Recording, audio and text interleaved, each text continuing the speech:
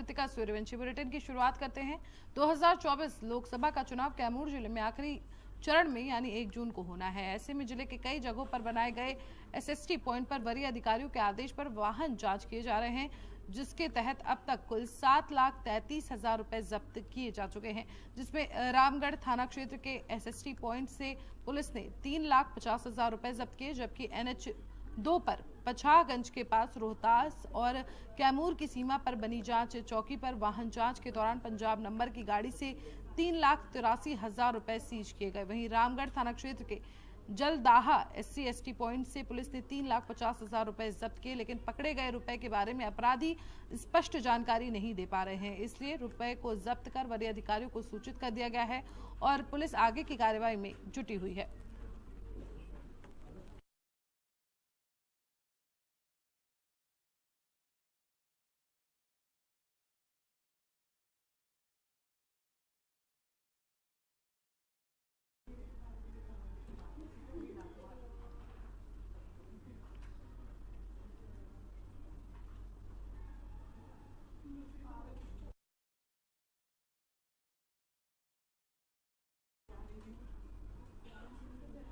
वहीं फारबिसगंज के बियाडा के इंजीनियरिंग कॉलेज को RK रुंगटा चैरिटेबल ट्रस्ट के अध्यक्ष महावीर प्रसाद रुंगटा ने अधिग्रहण किया।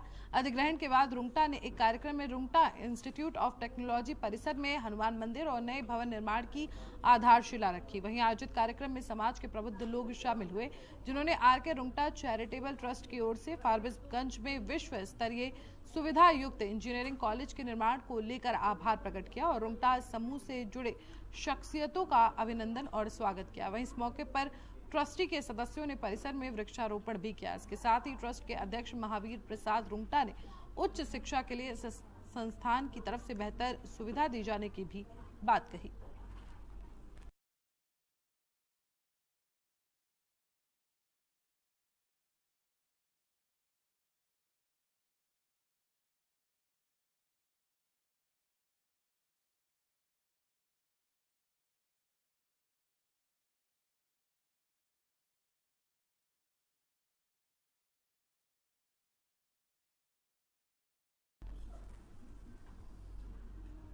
वहीं सुभाष मिश्रा हत्याकांड के मामले में बनमनखी विधायक कृष्ण कुमार ऋषि रसाड़ गांव पहुंचे, जहां CSP संचालक सुभाष मिश्रा के परिजनों से उन्होंने मुलाकात की और अपनी गहरी शोक संवेदना व्यक्त की। इस दौरान मीडिया से बातचीत करते हुए कृष्ण कुमार ऋषि ने कहा कि मृतक हमारे परिवार के सदस्य थे, इसलिए यहां राजनीति की कोई बात नहीं होगी, लेकिन घटना पुलिस की लापरवाही से हुई है। किसी भी सूरत में पुलिस को शामिल अपराधी को पकड़कर स्पीडी ट्रायल के जरिए सजा दिलाना होगा और इसके लिए हमें जो भी कदम उठाना पड़ेगा उठाएंगे। उन्होंने कहा कि ये परिवार मेरे परिवार का सदस्य है, इस परिवार के लिए जो भी संभव होगा मैं करूंगा। उन्होंने आगे कहा कि मुआवजे को लेकर भी DM से बात हो गई है। देखो, यह घटना बहुत दुखद घटना घटी है और आज तक हम लोग के गांव में इस तरह का घटना कभी नहीं घटा था। यहाँ तक कि आपस में हम लोग लड़ाई झगड़ा भी गांव के लोग करते थे, लेकिन हत्या की राजनीति नहीं होती है। हमारे सबसे पूरा बनमनखी में एक रसाड़ हरमुढ़ी पंचायत ऐसा है कि आज तक मर्डर की घटना न यहाँ तक नहीं हुई, लेकिन यह घटना घटी है, बड़ी दुखद घटना हुई है और मुझे लगता है कि कहीं न कहीं पुलिस की लापरवाही के चलते यह घटना घटी है। और मैंने इस घटना के लिए SP से DM से कई बार संपर्क करके बात भी किया था। उस दिन जो प्रॉपर इसका होना चाहिए वह तो अब तो घटना घट गई है, लेकिन यह बहुत दुखद घटना है और जिसके साथ घटी है वो हमारे परिवार के लोग थे, हमसे जुड़े हुए थे। हम नहीं होते तो मेरे परिवार के साथ उनका जो कोई भी काम होता था तो कर देता था। ऐसे मेरे सबसे नजदीकी लोग के साथ घटना घटी है।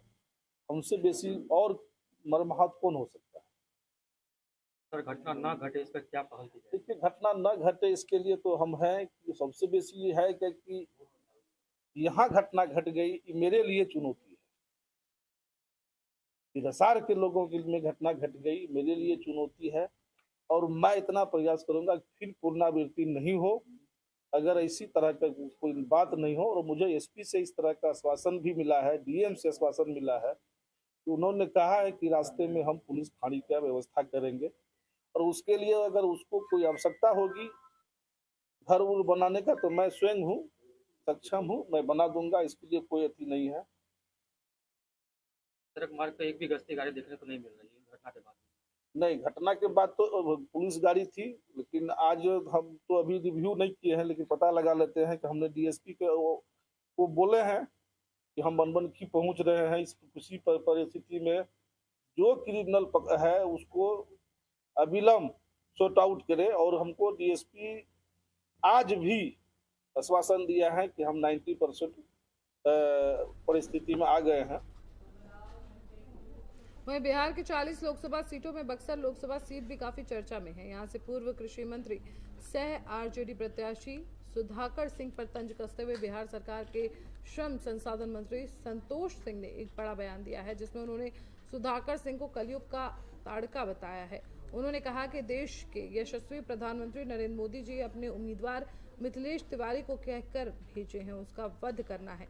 पूरे बिहार से जो सामाजिक बैर है, जो जात पात की राजनीति करते हैं, जात में फूट डालने की राजनीति करते हैं, जो देश तोड़ने वाले लोग हैं, इस बार सुधाकर जी अपना जमानत बचा ले तो अच्छा होगा और आने वाला जो राजनीति है उनके पूरे परिवार के राजनीति का पॉलिटिकल डेथ होगा।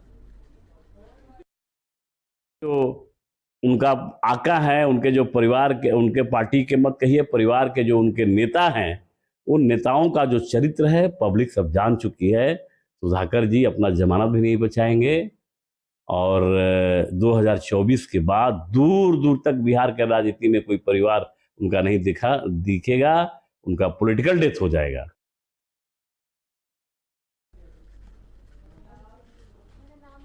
वहीं सहरसा में बीते रविवार की देर रात तकरीबन 1:30 बजे अज्ञात अपराधियों ने घर में घुसकर 18 वर्षीय युवक की गोली मारकर हत्या कर दी। जो आज घटना के बाद से परिवार में कोहराम मच गया है। ये घटना जिले के नवहट्टा थाना क्षेत्र के डुमरा गांव वार्ड नंबर 6 की बताई जा रही है।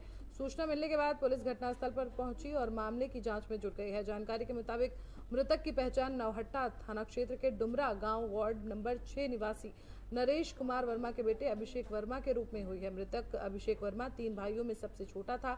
अभिषेक पढ़ाई के साथ साथ अपनी गाड़ी चलाकर जीवन यापन करता था। आगामी 27 मई को अभिषेक वर्मा एलपी की परीक्षा में शामिल होने वाला था, लेकिन रविवार की रात अपराधियों ने घर में घुसकर उसकी हत्या कर दी। उसके बाद सभी अपराधी मौकाए वारदात से फरार हो गए।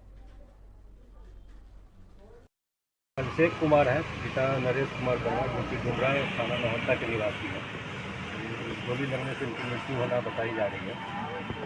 बाकी उनका इसके पीछे पूर्व का कोई विवाद सामने आया है, जो कि उनके भाई के साथ है।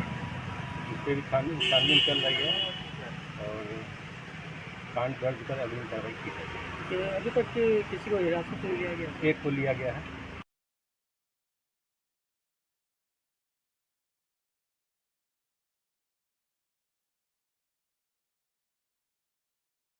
मधुबनी के हरलाखी थाना क्षेत्र में 5 सितंबर 2022 की रात को नाबालिग के साथ दुष्कर्म की घटना को अंजाम दिया गया था। इसी मामले में अब कोर्ट का फैसला सामने आया है। दरअसल मधुबनी सिविल कोर्ट में पॉस्को एक्ट के तहत मंगलवार को बहस के दौरान एडीजे दिवेश कुमार ने नाबालिग के साथ दुष्कर्म के मामले में 4 आरोपियों को उम्र कैद की सजा सुनाई है। इसके साथ ही हर एक अपराधी के ऊपर 25-25 हजार रुपए का जुर्माना भी लगाया है। बताते चले कि पुलिस ने आवेदन और नाबालिग के बयान पर मामला दर्ज कर आगे की कार्रवाई करते हुए गिरफ्तार दुष्कर्मी को न्यायिक हिरासत में भी भेज दिया था।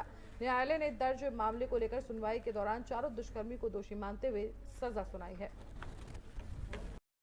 एडीजे 7 के यहाँ देवेश कुमार के यहाँ हरलाखी 273-22 एक निर्मम बहुत घटित घटना हुई थी। एक नाबालिग लड़की के साथ जो 16 साल की थी, वो मेला अपने परिजन के साथ देखने गई थी।